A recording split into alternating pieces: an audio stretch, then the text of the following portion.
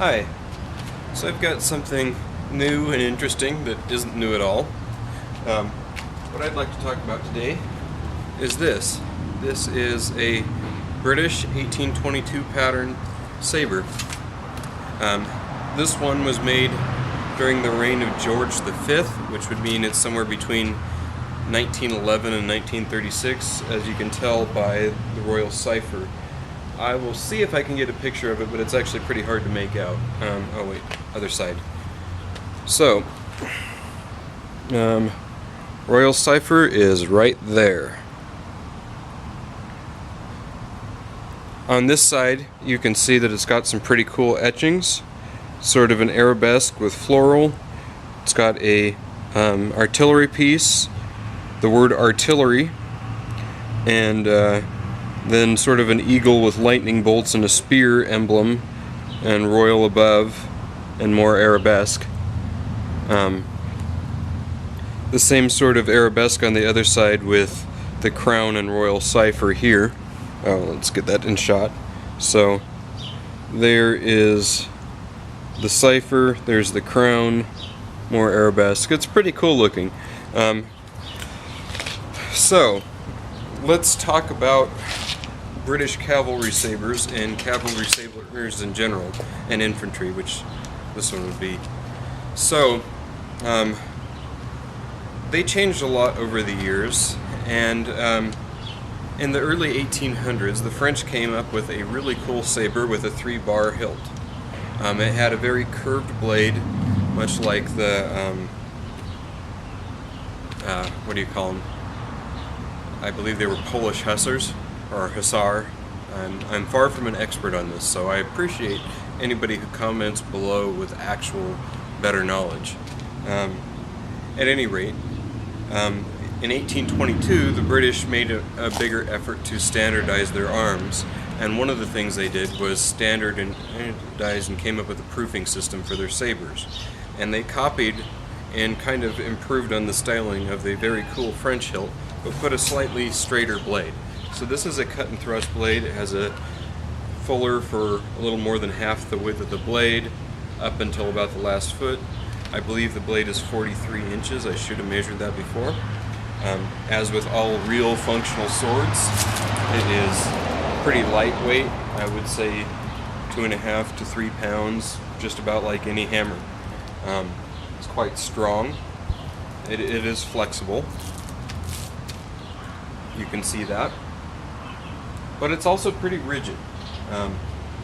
So, actually I'll demonstrate the rigidity here in just a second. So, we will put on this cork, which I've named Ruprecht here, and I'm going to swing the camera around and stab the fence with some considerable force, and you'll see that the blade stays fairly straight. So I'll try to keep this in shot.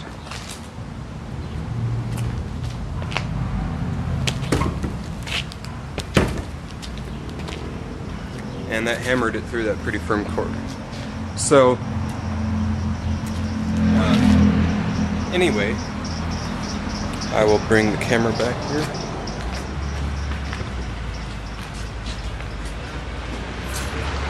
So, in 1822, the British came up with a more standardized sword, and it was a very good sword. It was a cut and thrust bias towards thrust, and they played with different variations on curving it. They went for a while to what was called pipe back, where it was kind of a thin flat blade with a round back edge for most of it to reinforce it. Different variations on ways to straighten it. And then in the late 1800s, 1870s and 1890s, they started moving towards more dedicated thrust swords. So they got a hilt that covered more of your hand. It was originally brass, and it had a hinge piece here that had very small holes in it. It wasn't near as pretty, but it was a lot more protective. And fast forward to this one, made around the time of World War I, where swords were less likely to be used, but still they intended them to be able to be used. And this was the style that they had people who were not cavalry, because they still had cavalry in World War I, carry. So this is an artillery. So they went back to the old pretty style, since it was more a badge of rank than something they expected to use, but it was still usable. This one has never been sharpened, but it was pretty common to not sharpen them until they actually expected to get into a fight, and an artillery person would never really expect to get into hand-to-hand fight. It appears to me to have been carried quite a bit, actually. So, going backwards a bit to the 1822 style, originally the hilt would have been of brass. In 1822, they were trying to economize steel and make it go as far as they could, and so they used brass to save money.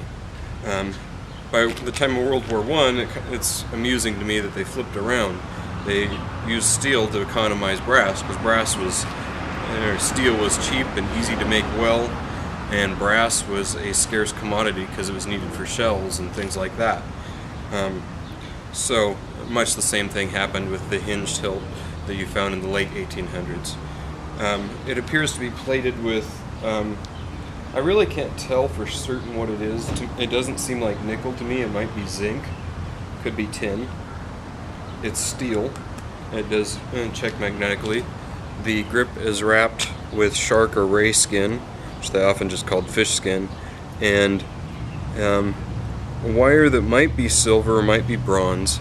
From what I can tell, it's cast and then bent, and then so they used a gouge by hand to trace the detail and scrape off the plating after it had been plated. Some of that is a little bit crude looking to me. Now, it's interesting to see that it's rounded here and moves to flat here where your thumb would sit. They added this checkering in after the earliest versions of the 1822 style hilt that was originally smooth here and just checkered, and then they moved to the old thing. Matt Easton has some useful videos that have actual expertise talking about that sort of thing. So I'll move back into focus. One thing that's really interesting when you hold a real sword intended to be used is you notice lots of small details that you would never find on a reproduction or a wall hanger sword because they just didn't know. So if you hold it, it appears to be straight. If you look down it, hopefully I've got that lined up with the camera, you'll notice that the handle is tilted a degree or two off to the left. That's because it's for right-handed, and the way your wrist is, that makes it straight. It's kind of awkward for a lefty. This is not a lefty's sword. So the handle is deliberately slightly crooked so that when it's held in your hand naturally, the blade will be straight in line with your forearm bones. I didn't notice it by feel until I was just looking down the sword. It's very light. You know, I'm not a swordsman and don't pretend to be, but you can just really feel how maneuverable this is. Well, it's very committed, you're not going to switch it around as much. It's, for instance, far better balance for one-handed use than this is, and it has considerably more reach, just as a point of comparison. And this is a Hanway Practical Plus, I believe, 4th version Practical Plus with a different Tsuba on there. So this is one of the cheaper Japanese-style swords that behaves like a sword is supposed to. But having held real katana, it's quite a bit bigger than the average katana was actually, and this is still considerably longer than it, and actually lighter.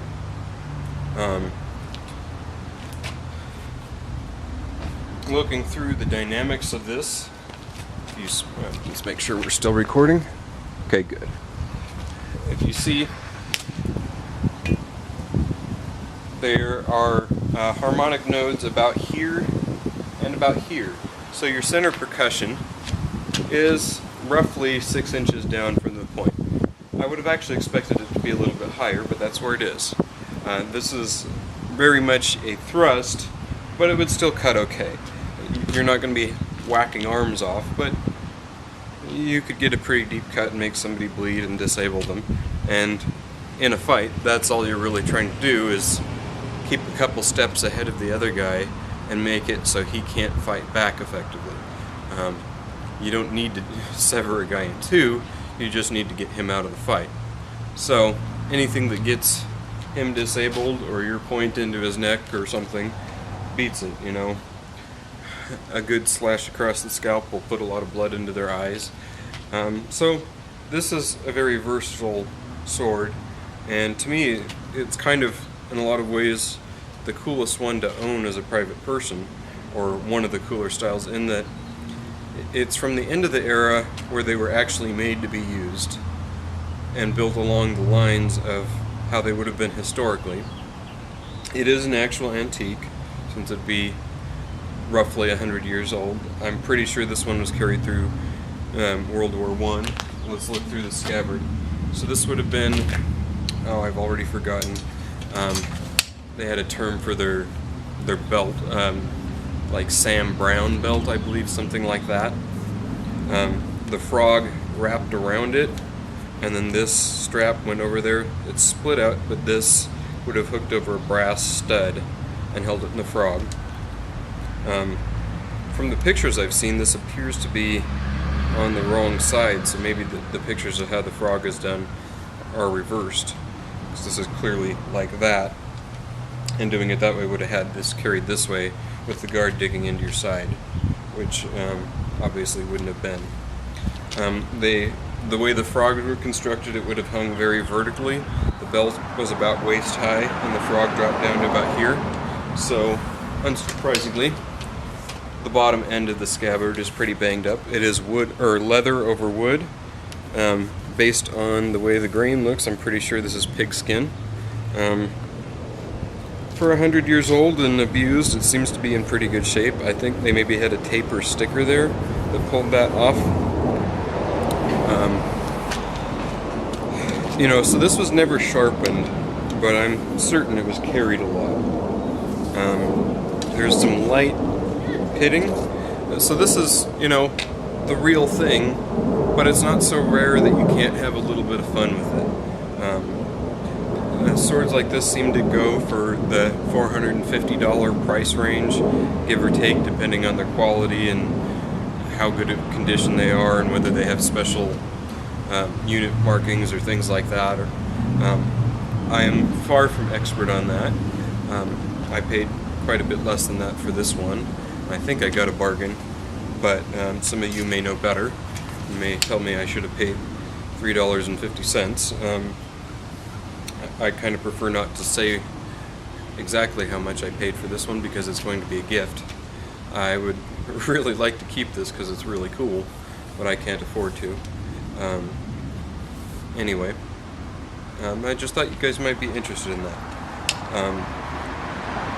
I've cut it, or used it cutting, while it's blunt obviously, through some stout cardboard boxes, and delivered some pretty strong strikes. And if you get it along the center percussion, even as blunt, it will deliver a pretty deep cut. I was impressed with that. It's quite natural.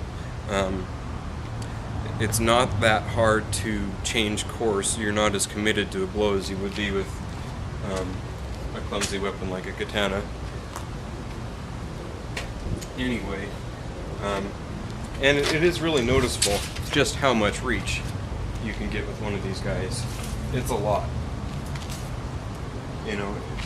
You could probably cover 6 or 8 feet in a lunge with passing feet. I won't attempt to do that because all the swordsmen would laugh at me. I only play around. But this is really neat. I would love to own and be able to keep something very much like this someday. Would it be cool to have an 1822 one? Yes. But one from 1911 to 1936 you can play with and not feel bad like you're desecrating history. And it's a real thing. It can actually take quite a lot of abuse without being harmed. So, by all means, comment below. Tell me what you think of this. Fill in my information. Again, this is... Oh, I should actually say the brand. I'll see if I can get that mark in there. So, this is R. Groves. Then it says 53 with bullet points on either side. Wellington Street, Woolwich.